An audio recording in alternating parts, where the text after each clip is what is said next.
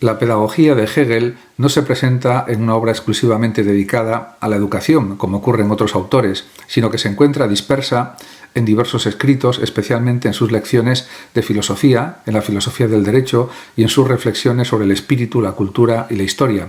Sin embargo, de esos textos emerge una concepción pedagógica coherente y profundamente influyente. Para Hegel, la educación, Bildung, en alemán, constituye uno de los procesos fundamentales mediante los cuales el ser humano se convierte verdaderamente en humano.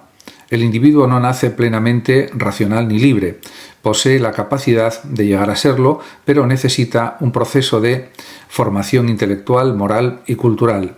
La educación es precisamente el camino por el cual la persona supera su estado inicial de inmediatez y adquiere conciencia de sí misma y del mundo.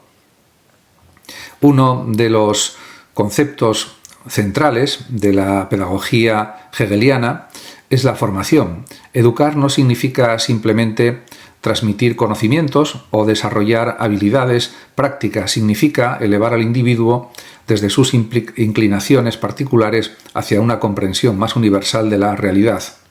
El estudiante debe aprender a salir de la perspectiva limitada de sus deseos inmediatos para integrarse en el ámbito de la razón, la cultura y la vida social.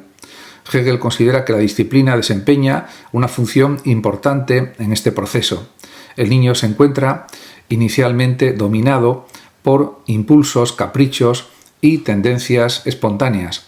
La educación debe ayudarle a controlar esas inclinaciones y a desarrollar hábitos de reflexión, responsabilidad y autodominio. La disciplina no tiene como finalidad la obediencia ciega, sino la conquista progresiva de una libertad auténtica y racional.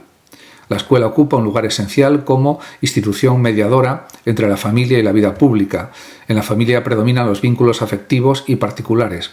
En la escuela, el alumno comienza a relacionarse con normas universales, conocimientos objetivos y formas de convivencia más amplias.